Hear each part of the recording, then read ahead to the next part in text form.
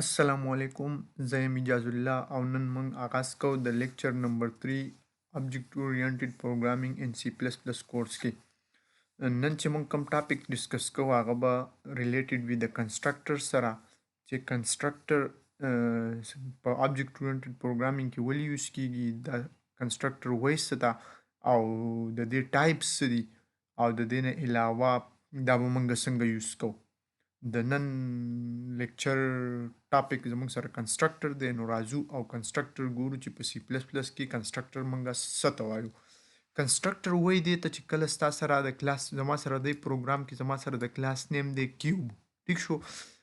تاسو ته ما ویلي چې تاسو سره په کلاس کې اټریبیوټس وي او د هغې سره سره میتھډز وي دا موږ په لیکچر 2 کې ډسکس کړو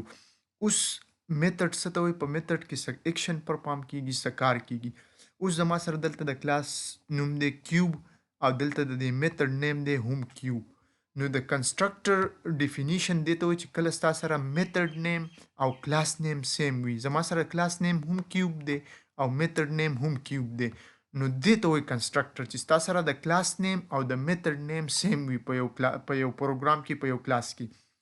نو دا شو ستاسو سره د کنسټرکټر ډیفینیشن نارملی د کنسټرکټر د پاره دا یو پری ریکویزټ کنډیشن دی چې کله یو د کلاس آبجیکټ مونږ کریټ کو نو کنسټرکټر به اتوماتیکلی کال کیږي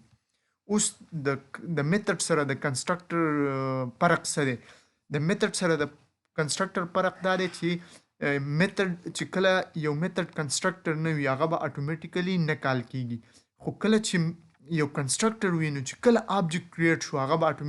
اتوماتیکلی کال کیږي د دې خبرې مقصد څه دی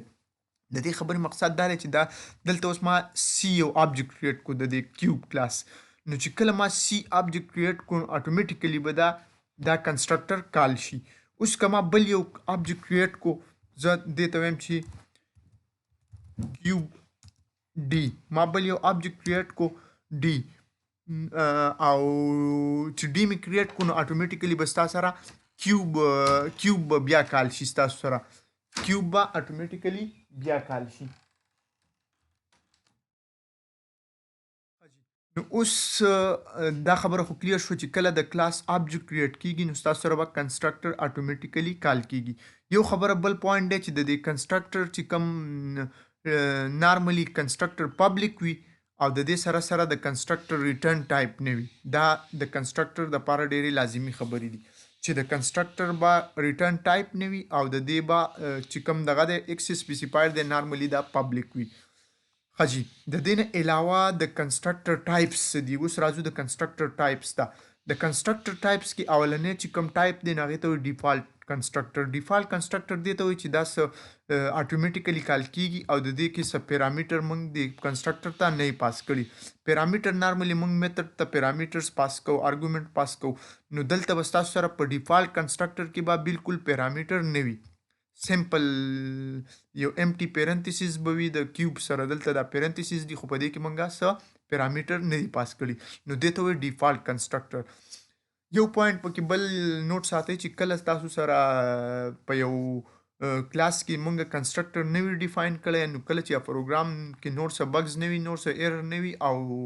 کنسټرکټر پکې نه وي ډیفاین د دې مطلب دا شو چې کله مونږ د دې کلاس آبجیکټ کریټ کو نو اتوماتیکلی به یو ډیفالټ کنسټرکټر کال کیږي زمونږ کمپایلر اتوماتیکلی هغه کنسټرکټر کال کوي ایون مونږ ته د کنسټرکټر د کریشن ضرورت هم نه پاغه کیس کې خو چې کله مونږ یو سپیسیفیک انیشلایزیشن کوو نو د هغې دپاره مونږ ته د کنسټرکټر ضرورت وي اوس دلته نارملی مونږ په کنسټرکټر کې چې کوم ویریبلز مونږ ډیفاین کړل دي کوم اټریبیوټس مونږ ډیفاین کړل دي د هغې انیشلایزیشن مونږ په څه کې کوو د هغې انیشلایزیشن مونږ په کنسټرکټر کې کوو ما خبره وکړه د کنسټرکټر د ټایپس نو دا شو ډیفالټ کنسټرکټر چې په دې کې څه پیرامیټر مونږ نه دي پاس کړي د دې نه علاوه چې بل کوم ټایپ دی هغې ته وایي پیرامیټر کنسټرکټر هغه کنسټرکټر چې پاغې کې مونږ د کنسټرکټر ته څه پیرامیټر پاس کړي وي هغې ته وایي پیرامیټر کنسټرکټر اوس وګورئ تاسو دلته یو ایکس یو ویریبل یو انټیجر ویریبل ایز ا پیرامیټر د کنسټرکټر د کیوب میتھډ ته پاس شوی دی د کیوب کنسټرکټر ته پاس شوی دی د کیوب کنسټرکټر ته پاس شوی دی نو ایکس دا کم پیرامیټر چې دی دا به د زموږ سره د اټریبیوټ یا د ساید اټریبیوټ ته اساین شي زما سره C1 دلته اوس ما آبجیکټ کریټ کړو C1 آبجیکټ می کریټ کو C2 آبجیکټ می کریټ کو C3 آبجیکټ می کریټ کو او ډایرکټ ما 10 20 30 ویلیو د سایت ته اساین کړه نو دې ټایپ کنسټرکټر ته وایي پیرامیټر کنسټرکټر چې ما یو پیرامیټر پاس کو یو پیرامیټر می پاس کو د کنسټرکټر ته نو دې ته وایي پیرامیټر کنسټرکټر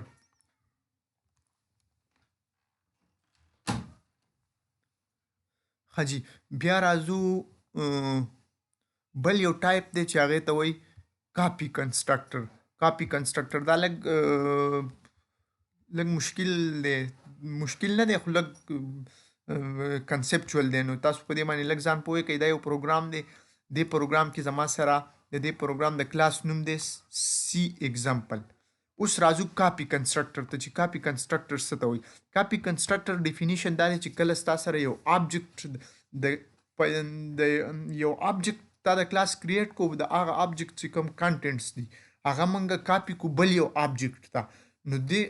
او دا تھرو کنسټرکټر وکړو نو دې ټایپ اف کنسټرکټر ته وایي کاپي کنسټرکټر اوس راځو دا ګورو دلته چې په دې دغه کې موږ سره څه شوي دي په دې پروګرام کې زما سره دا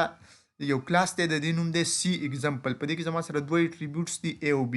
بیا زما سره د دې کلاس کنسټرکټر ما کریټ کړی دی او دا پیرامیټر ټایپ اف کنسټرکټر دی چې دې ته دوه ویلیو پاس شوي دي دوه پیرامیټر X او Y اوس دلته دا اولی کنسټرکټر دی ځکه چې دا سی ایگزامپل او دا میتھډ نیم او کلاس نیم زما سره سیم دی یو پوینټ خدا شو بل دا چې دته پیرامیټر پاس شوی دی X او Y اوس زما سره چې دلته دا کم پیرامیټر پاس شوی دی د کنسټرکټر ته نو دا چې زما سره په دې کلاس کې کم ویریبلز دي هغه ته ما اساین کړو X می اساین کو A ته Y می اساین کو B ته او دلته د دې کنسټرکټر په باډي کې دا یو سټیټمنټ لیکل شوی دی چې کله دا کال شي دا کنسټرکټر نو ماته به دا سټیټمنټ هم پرینټ کوي آی ایم کنسټرکټر خاجي اوس راځو او کاپي کنسټرکټر ته د کاپي کنسټرکټر سنټیکس بداوي چې زما سره به خو کنسټرکټر چې کوم د کلاس نیم دی سی ایگزامپل الریډي الته هم سی ایگزامپل دلته مونږه یو ویریبل ټایپ وی هغه ته وی کانسټنټ ویریبل چې دا غي ویلیو نه چینج کیږي نو د دې لپاره مونږه د دې کلاس آبجیکټ اساین کو از ا پیرامیټر د کاپي په کاپي کنسټرکټر وای دی ته چې نارملی به ته د یو کم د دې کلاس آبجیکټ چې تا کم کریټ کړی دی دا به ریفرنس کې په د کاپي کنسټرکټر ته از ا پیرامیټر نو د دې کلاس آبجیکټ موږ د کنسټرکټر ته از ا پیرامیټر پاس کو او د پیرامیټر تم څه وایو آبجیکټ دغه آبجیکټ په ذریعہ بیا A ته ویلیو ورکړه A او دغه آبجیکټ په ذریعہ B ته ویلیو ورکړه B یا هم په هغه آبجیکټ اول چې موږ کوم آبجیکټ کریټ کړو دا غي چې کوم د A ویلیو هغه هم ډایرکټ کاپی کړه A ته او د آبجیکټ چې کوم ویلیو هغه هم کاپی کړه B ته نو دا زموږ سره د کاپی کنسټرکټر باډي شو نو اوس راځو او ګورو دا پکې بل یو میتھډ دی ډسپلی میتھډ دی چې ماته سمپل د A او د B ویلیو پرینټ کوي د دې نه علاوه موږ چې کله آبجیکټ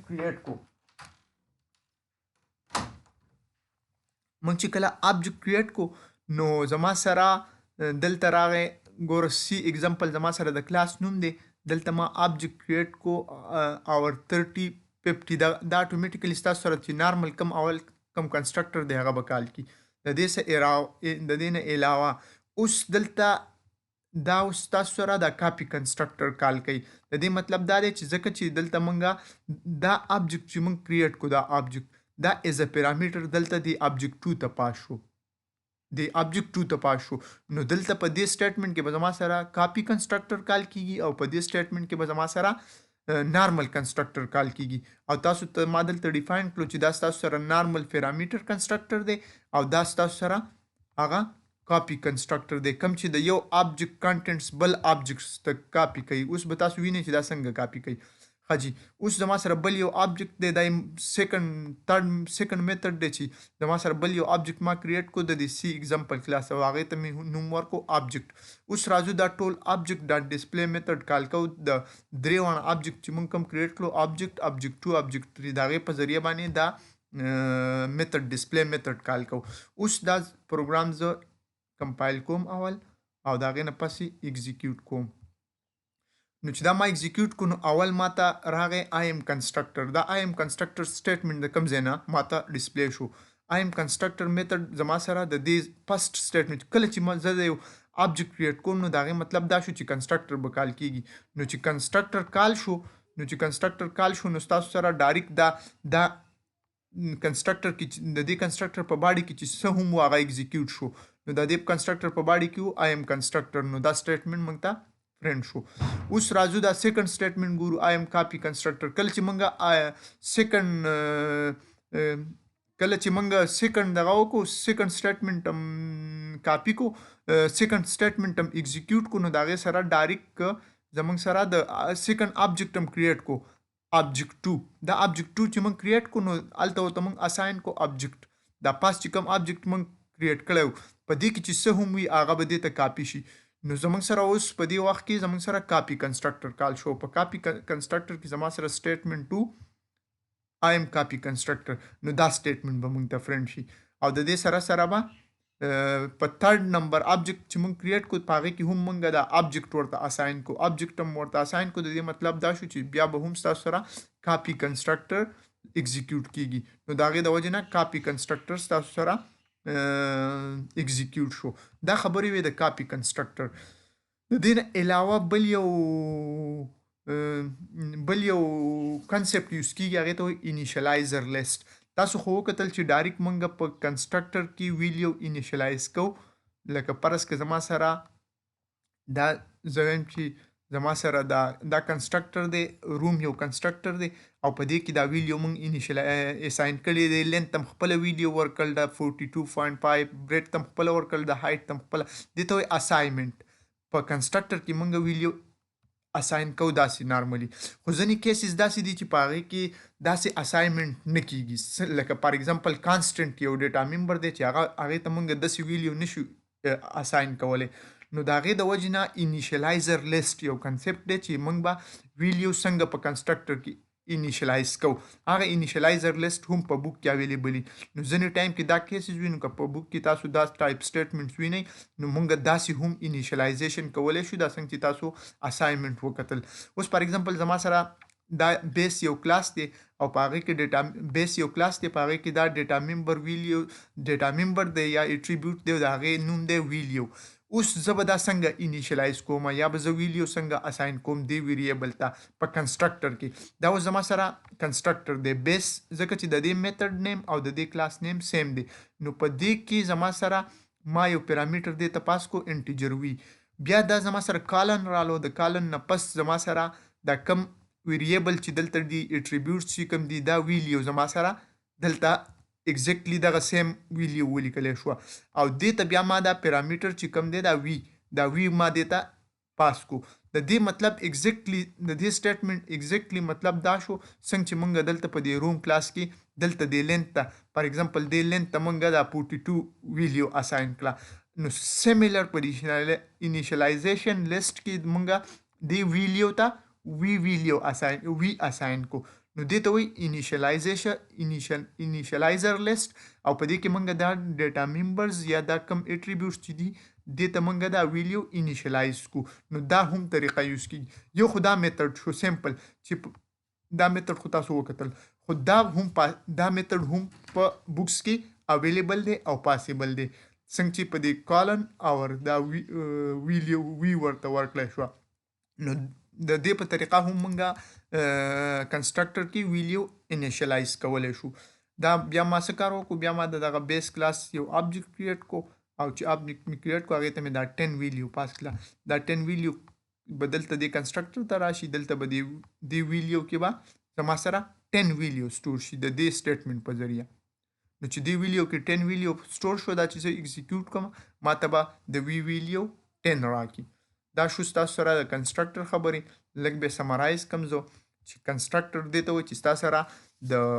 کلاس نیم او د میتھډ نیم سیم وي. یو خبره خو دا شوه. یو سیکنډ پوینټ دا دی چې کله د کنسټرکټر کله د یو کلاس آبجیکټ موږ کریټ کړو نو اټومیټیکلی به د هغې کنسټرکټر کال کیږي. سیکنډ پوینټ دا شو. دویم تھرډ پوینټ دا شو چې د دې ریټرن ټایپ بنئ. د کنسټرکټر ریټرن ټایپ نه وي. اور د دې نه علاوه هم بیا موږ ډسکس کړو ډیفالت کنسټرکټر چې په هغې کې زموږ سره پیرامیټرز نه وي. بیا پیرامیټرایزډ کنسټرکټر موږ ډسکس کړو چې ستاسو سره هغې ته پیرامیټرز پاس کیږي. او بیا کاپي کنسټرکټر موږ ډسکس کړو چې موږ ورته د یو کلاس آبجیکټ موږ کریټ کړو او هغه د کاپي کنسټرکټر ته ایز ا آبجیکټ پاس کړو، ایز ا پیرامیټر پاس کړو دغه آبجیکټ. نو دغه به دغه کم آبجیکټ چې موږ کریټ کړی د دغه کانټینټس به کافي کی په